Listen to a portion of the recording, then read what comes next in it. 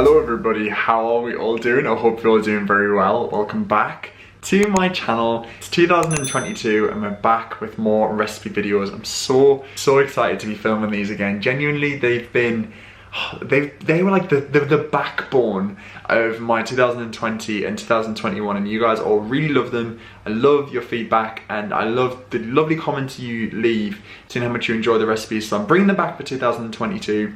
It's January, we're trying to eat a little bit healthier, just a little bit. Obviously, big flavors, big food, everything that tastes good you want to eat for a nice, cozy, comfort winter dish. And I'm so excited about them all because they're so easy. These ingredients you can pick up for relatively little to nothing at all. You can customize them to make them vegan, or you could add meat or fish if you prefer. Yeah, they're just really good. So if you are new here, don't forget to click the subscribe button down below. I post these videos often. All the ingredients will be listed down below as usual. Without further ado, let's get into it. Okay, so we're starting off with this delicious spinach and mushroom cream pasta. So to get this started, you're going to need to bring a pan up to boil and add some salt. I always salt my water, it's very important to do this. While it's coming up to the boil, you want to peel and slice your shallots. We're using shallots just because they've got a lovely sweet flavour. Then you want to wilt your spinach, just pop it into a colander and pour over some boiling water and leave that to wilt. Then I'm using 3 quite large garlic cloves actually. Bash them with the side of your knife and then chop them up roughly. They don't have to be too finely chopped. Then pop a pan on a medium heat and add some olive oil, and then I'm using shiitake mushrooms. I'm just roughly slicing these up. Now I'm adding the conchiglie to the boiling water. You want to cook that for around 10 minutes until it's nice and al dente. Then add your shallots to your warm olive oil and just soften those down slightly. Then add your shiitake and butternut mushrooms and just let them brown off ever so slightly. Then I'm adding in a good splash of white wine. This just gives it a lovely flavour. You want to cook off the alcohol, so cook that for around 2 minutes. Then add in some fresh nutmeg. You can use the regular stuff if you like, but I prefer the fresh. And then some wholegrain mustard. And then add in your wilted spinach and just stir all that together. This should be forming a lovely base to your sauce. Check your pasta and see how that's doing, and then add a good splash of cream. You can use creme fraiche or vegan cream if you prefer. Add a nice grind of freshly ground black pepper, and then add in your cooked pasta and a little grating of parmesan. This acts as a seasoning because obviously the parmesan is salty. I'm using veggie parmesan, but you can use whichever you prefer. Stir all that together and then top it off with more parmesan and pop it into a preheated oven for around 10 minutes just to get the top nice and crispy. And that's it. It is so creamy, so luxurious, but it's got a really lovely fresh flavour. The nutmeg, wine and mustard just form the most delicious sauce. And it's great for leftovers too.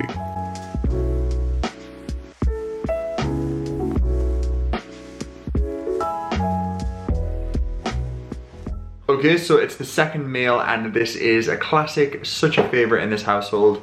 Bit of a winter twist, we're doing a butternut, squash, chilli and mushroom with pea risotto. It's so hearty, so wholesome, full of flavour and dead easy to make. So here's the ingredients. Okay, so we're going to need risotto rice. Ignore the label, it's not paella rice. We're going to need some butter, a large butternut squash, some shallots, a mix of button and chestnut mushrooms, some garlic cloves, some peas, frozen peas if you have them, some veggie parmesan or grana padano, a red chilli and some black pepper and olive oil. So start by peeling your butternut squash. I'm using a speed peeler just because I find it easier. Top and tail the butternut squash and then cut it up into around, I'd say 2 centimeter chunks, and then once you've done that, chop it up into thirds and thirds again. So you've got roughly, it's like 1 centimeter cubed butternut squash. You might not need all of it, so you can freeze the rest. I'm using my air fryer, just season it and roast it for around half an hour, but you can do this in the oven if that's easier. Now I'm doing the shallots, again using shallots just because they've got a lovely sweet flavour. So I've just peeled the shallots. I've used about 4 to 5 here. If you've got a white or a red onion, that's fine. Add a good knob of butter to a pan and a good glug of olive oil. While that's heating up, roughly chop up your red chilli and add that to your oil with your shallot and just soften that down. Check on your butternut squash just to see how that's doing. Give it a nice little shake and then pop that back into roast. Then add in 2 to 3 cloves of chopped garlic. Cook that down and then add your risotto rice. You want to cook this for around 2 2 minutes before you add your mushrooms. I'm adding the mushrooms now just to give them a little bit of a browning before I add in a splash of white wine. You can use dry vermouth if you have that too.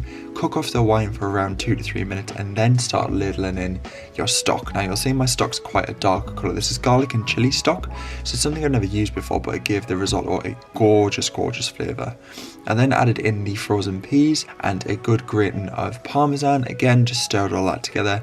With the risotto, you kind of want to add little and often additions to a veg stock, and it might seem like it's not coming together, but once it does, it will be delicious. I then added in the butternut squash, stirred all that together for a final time, and it was ready to plate up. It needs around 10 to 15 minutes of cooking. I finished it off with some fresh parmesan and a little bit of black pepper, and that was it. It was so delicious.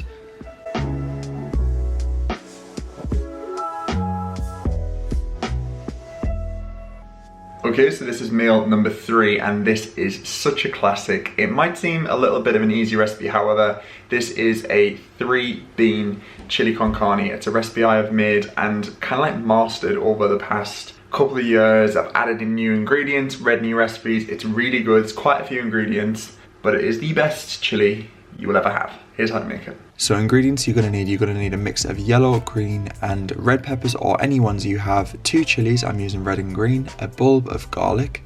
You're also going to need some spices, so I've got ground cinnamon, smoked paprika, cumin and cayenne pepper. I've got some instant coffee, we'll come back to that, some rice, olive oil, a variety of mixed beans. I'm using some kidney beans in a nice spicy chili sauce. These are so good if you can find them. 2 cans of chunky chopped tomatoes, preferably chunky just because they give a lovely texture, a red onion, some dark chocolate and some coriander, a lime and also some tortilla chips. Now slice the red onion in half and then roughly just slice that up and then dice it until you've kind of got like a rough chop. Add a pan to the heat and add some olive oil to warm up, and then add your red onion. You just want to soften that down slightly. The trick with the chili is low and slow. So while your onion is softening, just chop up your peppers. No real rhyme or reason of how to do this, just to chop it up until they're roughly all the same size. Now add your spices to your onions. So I'm adding 2 teaspoons of cayenne pepper, around half a teaspoon of cinnamon, 1 teaspoon of cumin, and then around 2 teaspoons of smoked paprika. Now to add some heat, I'm using my lovely mezzalina here, which I recently got. So I've chopped up the chilies, kept the seeds in and the garlic, and just roughly chopped all that up. You don't have to be too particular with this. You can do it with a knife or even in a food processor if you find that easier. And add that into your onion and spice mix. So this should be smelling really good. Now you can add it in your chopped peppers and stir all that together. Keep your heat on reasonably low. While that's all softening down, you can chop up your mushrooms and add those into your chili mix and stir all that together. Now it's time to add in your kidney beans. Like I said, I'm using the ones in tomato or spicy sauce, which just are really good. There's such a variety of beans in here, so you're getting your really nice mixes of proteins too. Now, coffee in chili, bear with me guys, it really does work. It just gives it a lovely, deep, rich, almost like a smoky flavour. And the chocolate, if you've never tried chili and chocolate, again, it just gives the chili such a nice, rich deepness. You don't taste it, but you know it's there. I left the lid on and I left this to blip for around 40 minutes. The longer you leave it, the thicker and more luxurious it'll get on a really low heat. And then you can just cook some rice. You can just have it as it is. You can do it on a jacket potato. I just cooked some basmati rice on a ratio of 1 cup of rice to 2 cups of water. Cooked it with the lid on with some seasoning, and then I roughly chopped up some coriander and grated some lime zest.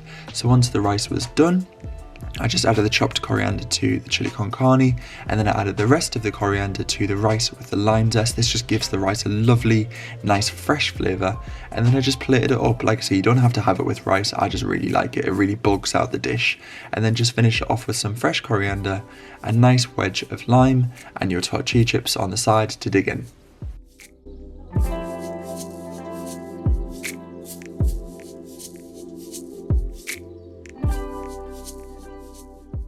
So this is the 4th dish, and this is such an easy one to do. Great for a lunch or a dinner, depending on what you fancy. It's my vegan crispy cauliflower tacos with sweet potato wedges. So you're going to need 1 fairly medium to large cauliflower. This is quite a small one, so this only served 2 people. 1 red onion, some smoked paprika, cumin and jalapenos, olive oil, 2 limes, an avocado, around 2 sweet potatoes, 2 large garlic cloves or 4 fairly small ones, some soft shell white tortilla wraps, some fresh coriander and some cashew nuts.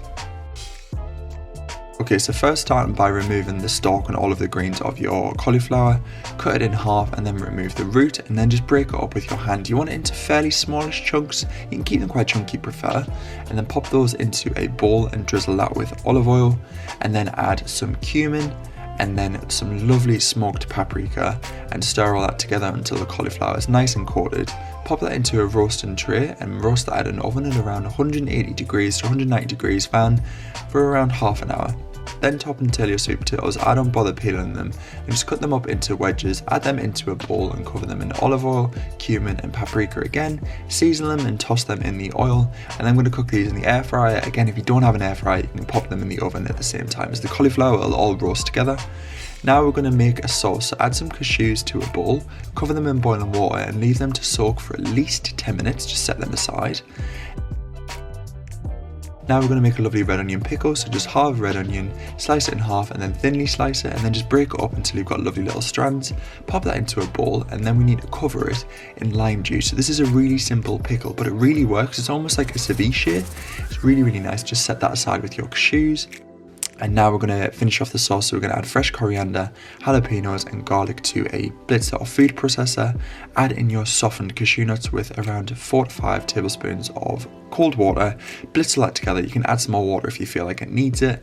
Season it with salt and pepper, and that is your lovely fresh coriander and cashew sauce to go on your tacos. Then finally, just slice up your avocado into thin slices. You can mash it up if you prefer, but I quite like the texture of a whole avocado. And then you just want to warm your soft shell flour tortilla wraps in the oven with your cauliflower for the last 2 to 3 minutes of cooking. And then it's just a case of assembling it all together. I chopped up some lime wedges as well, just to give it a lovely fresh zing at the end. But it's just a case of popping the lovely cashew coriander sauce on, your roasted cauliflower, avocado, pickled red onion, a little wedge of lime and some coriander, and that's it. And don't forget to serve it with your sweet potato wedges.